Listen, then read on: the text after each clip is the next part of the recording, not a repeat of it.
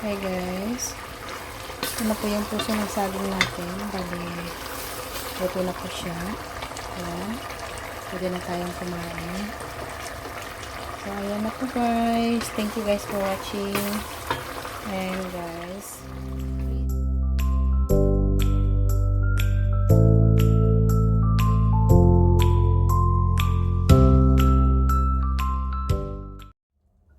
hey guys, ito po yung lulutuin natin puso ng saging na adobo. Ayan. So, ito na po yung mga gamit lang natin. Sibuyas, saka bawang, and of course later, lagyan natin ng mga paminta. So, yung karne natin ay ito, bali po, lulutuin natin. Papupulain. So, iluluto natin hanggang pula para mailagay natin sa adobong puso ng saging. Hey guys, ito na po yung puno ng saging. Puno ng saging. Ito na po yung ano ba to? Puso ng saging. So, lilinisin natin. Alam niyo ba kung paano maglinis nito? Bali po, ginagawa namin nung bata pa kami. Tinatanggal po namin yung ganito. Kasi ito matigas to guys. Bali, ang lulutuin natin ngayon ay adobo. Maraming klase ng luto to. Kaya lang, tinatago-tagong magluto kasi nandito si boss. Kaya, lilinisin ko na muna. Pag wala na si boss, luto agad. Ayan, ginagano namin guys. O, ayan. Ayan. Diba? Grabe, maraming trabaho nito eh. Tinatanggalan ng mga ganito. Sobrang matrabaho. Ito yung ginagawa namin ng mga bata kami na nakakatamad. Pag inutusan kami ng nanay namin dati. Natamad ako. O guys, itong mga ito, nangitim na yan. Pero tanggalin natin yung itim kasi napakasayang. Kasi dito sa abroad. Para ginto. Hindi naman po ano to kasi nga medyo natagalan na. Hindi ko linuto pero nakalagay sa ref. Wala kasi akong time magluto. Pero ito, okay na yan. Tapos, pagkatapos natin guys, ay lalamasin natin ng asin and huhugasan bago natin iluto. Para po, in case na mapakla lang yun po yun guys. In case na mapakla, matatanggal po yung ano, yung pakla niya pag linalamas natin ng asin. Ayan. Malit kasi to. Ayan. Okay. Tingnan natin itong malaki guys. Oh my god. Diba? Laki rin. Malaki rin yung ano niya. Actually dito sa Hong Kong. Meron din dito. Ito yung tinatawag nila na banana blossom. Na dry. Ganito din. Pero dry. Pero wala siyang ganito ha. Wala nang ganito natanggal na. Actually minsan pag nagluluto ako ng adobo, inilalagay ko yun. Napakasarap. Matrabaho po.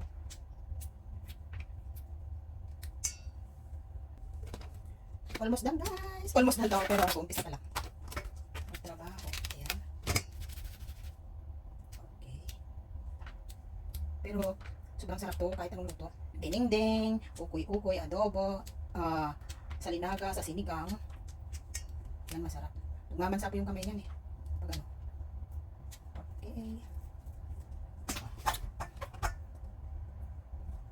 So, sabit lang guys ha. Stay tuned. Hi guys. Ito na yung ano. Ito yung mahirap sa puso ng saging. Kasi kung hindi lilinisin yung ano, matigas. So, ito yung technique guys na ano, papakita ko sa inyo kung paano nililinis yung ano, puso ng saging. Kung ganyan no. Siyempre may masisitang ganyan. Tapos, hiwain lang dito sa dulo. Tapos, yan. Matatanggal na yung mga, ano niya, yan ang matigas.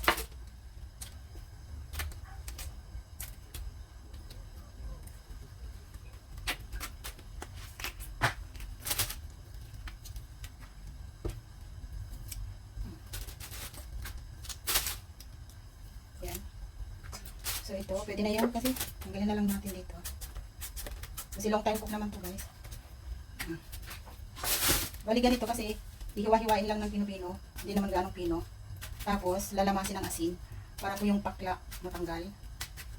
Ganyan lang. Hindi na ako gumagamit ng chopping board kasi nandito po ako sa may lababo. Ayan.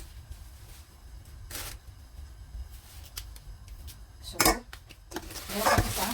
Ito, malaki. Tagal na kasi hindi ako nakakatikin nito guys. Ayan.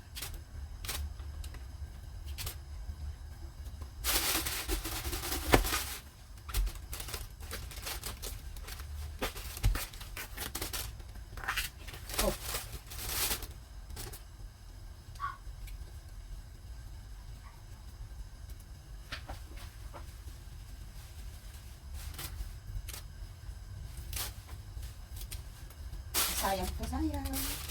Napupulutin natin. Wala kasi puso ng saging dito sa Hong Kong.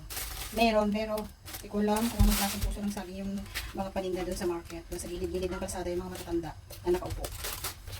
Ayan. Almost na. Oh my God.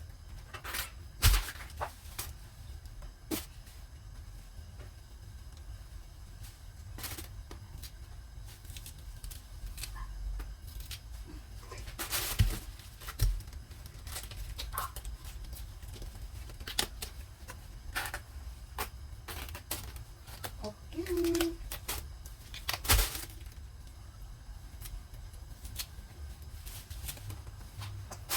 So ito guys, pwede na to. Kasi nga, hindi na ano malambot na siya. Pwede naman natin ito.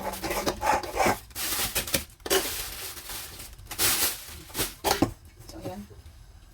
Hiwain lang natin ng manipis.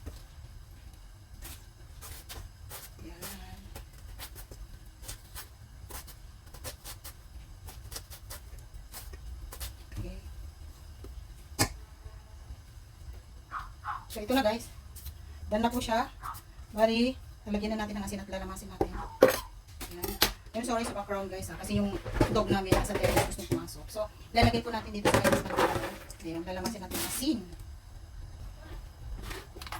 Ayan. Asin. Damihan natin. Ayan. So, lalamasin ng ganito guys. Tapos, pugasan. Niliit din to. So, niliit ito kasi nalamas ng asin yan. Iniin yan. Magtalurog-turog pa nga yan. Noong mga bata kami ganito yung ginagawa namin. Kaya naalala ko. Bata pa ako noong tandang-tanda ko. Kaya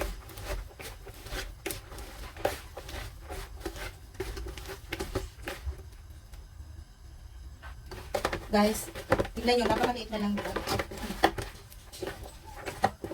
Liit na lang. Just leave it. And then, after 5 minutes, pugasan natin. Now, malinis na tubig. Piniga natin na puso ng saging. So, pugasan na natin. Pipigain ulit. Tapos, luto na natin. Ayan. Ang liit na lang guys, diba? Pugasan natin maigi kasi maalat po yan. Maraming kasi. Stay tuned guys. See you later. Okay guys, so ito na po yung gamit lang natin o kaya sangkap. Ito guys, may sangkap na to. Black pepper, leaves laurel, suka, at saka soy sauce with a little bit oyster sauce. So, ayan, kompleto na yan. Ito na lang yung naantay. Hiwain na natin. Kasi, adobo. Bali, halo-halo na lang po guys, ang gagawin natin. Pero yung pagtubig natin ay gata. First time ko magluto ng ganito guys.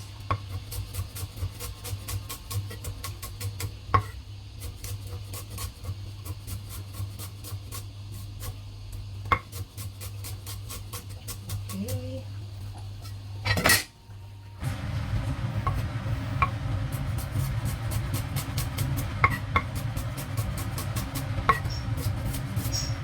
Ginagamitan ko guys ng sibuyas kasi this is my favorite sibuyas.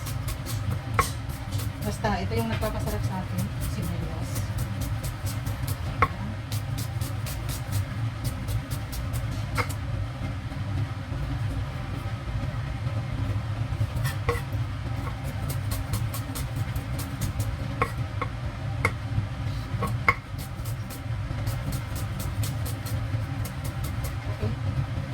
Sibuyas is done. So, yan, paiglit. Ayan, tuwain natin yung sili. Tuwain lang natin ng gitna kasi ito, tumatagal, lalo umaangkang. Ito naman ay, yan, ganyan lang. Pipitin natin para mas masarap.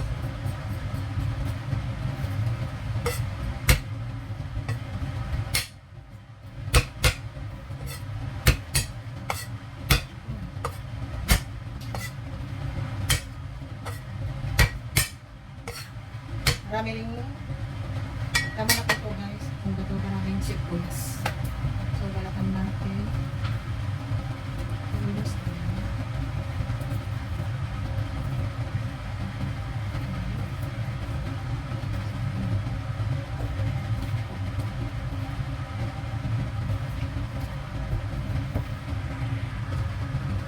ito guys, ilagay na natin muna yung, bali may karne ako dito.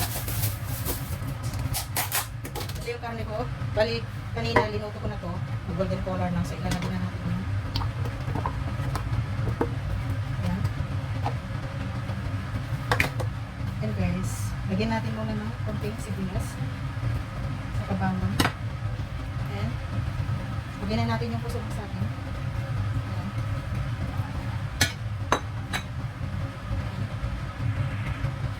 So, yun.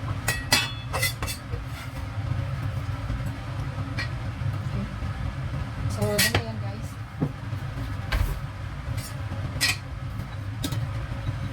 Okay, so ang last nang ilalagay natin. So guys, ito po yung panluto natin. Ito po natin yun.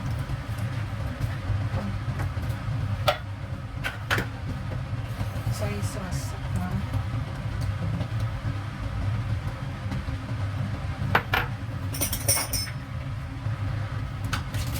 Ayan, additional natin.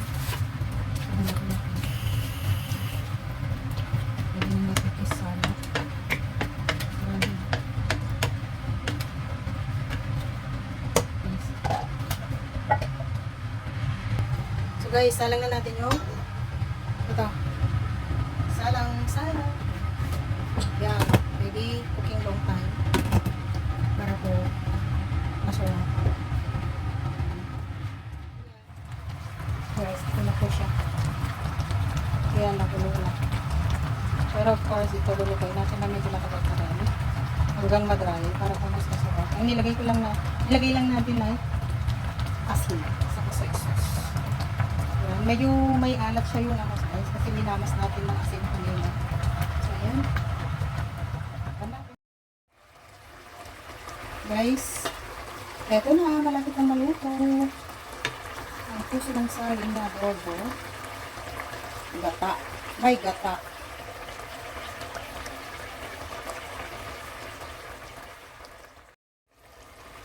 Hey guys.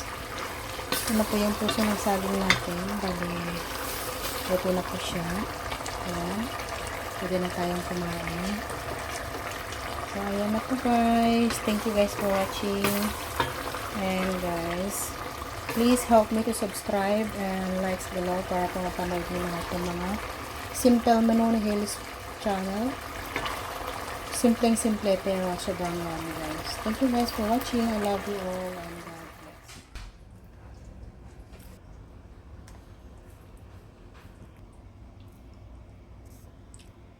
Ayan na guys. So, thank you guys for watching.